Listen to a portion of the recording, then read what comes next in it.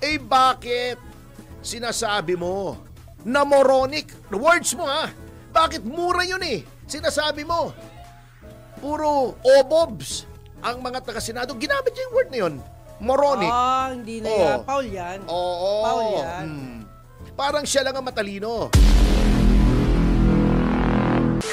Si House Speaker Martin Romualdez sa di umano'y pagmamadali daw ng Senado na ilibing sa Eternal Gardens ang articles of impeachment. Ay, hindi po. Oo. Anong nagmamadali na naman, Speaker? Galing po sa Supreme Court yun eh.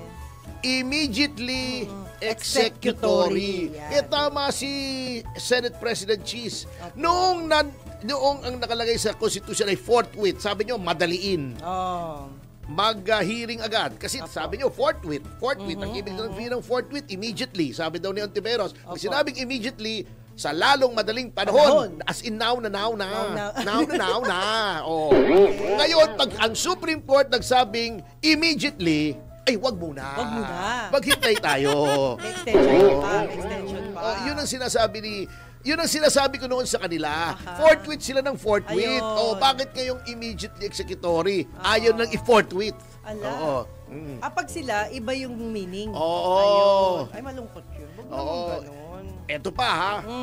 Talagang hypocritical tong mga anti-Duterte. Diba? Noon, sinabi nila, ang dami-dami, yan si Bel Santa Maria, si Monsod. Sabi nila, hindi pwedeng ang Senado ang mag-determine kung may jurisdiction o wala. Dapat Korte Suprema. Walang kapangyarihan ng Senado. Daw? Oo. Di pumunta sa Korte Suprema. Sinabi ng Korte Suprema, walang jurisdiction. Titirahin naman nila, sasabihin nila, hindi, the Senate is the sole authority. Ano ba talaga? Ang gulo nyo eh. Di ba? Kung anong kumbinyente sa inyong interpretasyon ng saligang batas, ay iyon ang ginagawa nyo. Parang itong si Dean Mel Santa Maria. Kananang-kana. Kung ano-anong sinasabi. Sabi niya, yun daw desisyon ng Korte Suprema erodes our institutions. Humihina daw yung mga institusyon natin. Ayaw mo palang pahinain ang institusyon natin eh. Di ba? Eh bakit sinasabi mo na moronic? Words mo ha. Bakit mura yun eh? Sinasabi mo. Puro obobs ang mga taga-senado. Ginamit niya yung word na yun. Moronic. Hindi na yan. Paul yan. Paul yan. Parang siya lang ang matalino. Sino ba yan? Abogado ba yan? Dean ng FEU, professor ko ito.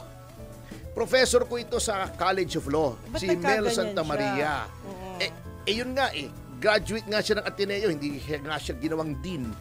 Noong College of Law, pinag-graduate na niya sa FEU nga siya. Pero kung minumura niya tayo o lahat ng tao... Hindi, ang Senado, minura niya. Ang Senado, minura hindi niya. Ba pag sinasabi mong moronic, sa halip na gumagamit ka ng legal argument sa Senado, hindi ba pinahihina mo ang institusyon? Siya nagpahina.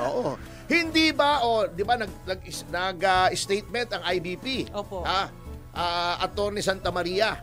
Sinasabi na sundin daw ang Supreme Court.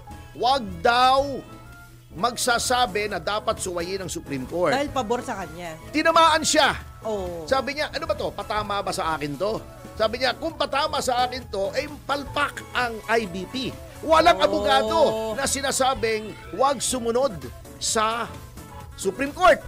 Anong walang abogadong, wala daw abogadong nagbabasto sa Supreme Court. Sa bagay, hindi abogado si Larry Gadon, ano? Di ba? Anyway, pero si Kwan, abogado. Nagbanat. Baka madisbar na yan eh.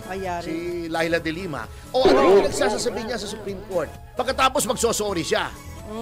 Ito style dilawan eh. Babanat ng babanat, mali naman bago magsosorry. Di ba si Laila de Lima? Banat siya ng banat. Hindi daw sila nakasagot. Hindi daw pinakinggan ng House.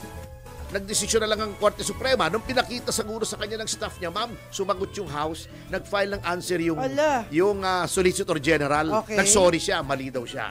Pagkatapos, babanatan niya, tatakutin niya ng impeachment ang ang mga mahistrado ng Korte Suprema dahil lang natalo ang House. Ayun. Babanat, mali, magsosorry, then babanat ulit. Si Risa Ontiveros, ganun din. In the halls of the Senate, ha? Bago sasabihin niya, kami ang fake news, ang lakas-lakas ng loob niya. Ha? Phrase Senate Republic na naman yung pagmumuka niya. Kayo, fake news. Siya yung fake news eh. Di ba sinabi niya meron daw unanimous decision na binaligtad ng Korte Suprema? Opo. Pagkatapos, hindi naman pala unanimous yun. Finact-check siya nung cute na spokesman ng Korte Suprema na si Atty. Ting. Sabi, Ting. Sabi ni Atty. Melia, ang first team daw noon, Magiting. Hindi naman Atty. Melia. Corny mo, Atty. Melia. Ala! Ang ganda nun, Oo. Okay. Anyway, sabi sa kanya, Ma'am, hindi po yung unanimous yung sinabi niyong kaso. Sabi ni Raisa, Raisa May yun eh. Risa. Sabi ni Risa, sorry. Pero Sabi ganun, ayan! Grabe. Nag-sorry siya. Tira kasi ng tira. Ang problema kay Riza, akala mo magaling, sinasabi lang niya lahat ng ipasa ng staff niya. Mali. Hindi siya nag-iisip. Mali yung pinasa sa kanya ng staff niya. Palagi ko, pagkatapos niyang sabihin yun at may nag-call sa atensyon niya na mali. Palagi ko, merong mabango yung isang staff member niya. Palagi ko, kaya lang baka sabong panlabang ginamit doon. Mabango naman yung sabong panlabang. Oo, mabango na.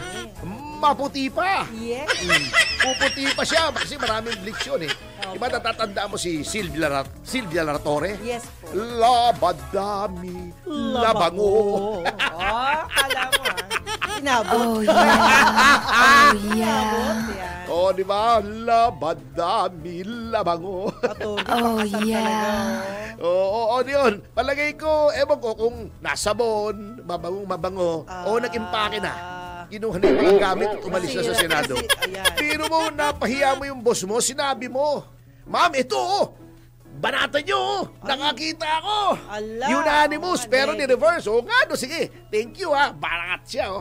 Bago sabi ng Supreme Court, excuse me, Ma'am, mali po kayo, basahin yung ulit. Binasa niya, teka muna, nasaan si Kwanta? Halika rito! Ayun na. Totododon. Yun ang nakakatakot pala, attorney, sa lawyer. Sa inyong usapan. Anyway, pagbalik tayo rito kay Mel Santa Maria. Okay. Ayaw na ayaw niya na sinisira ang institusyon, ha? Bakit? Bakit yung House noong pag nagsusumiti ng mga pleading sa Korte Suprema, sinasabi niya, tama ang House. Hindi ba sub judice yun? You are discussing the merits of the case while it is pending. Bawal yun, di ba? Grabing hypocrisy ng mga abogadong nagdedepensa rito sa House katulad ni Atty. Mel Santa Maria.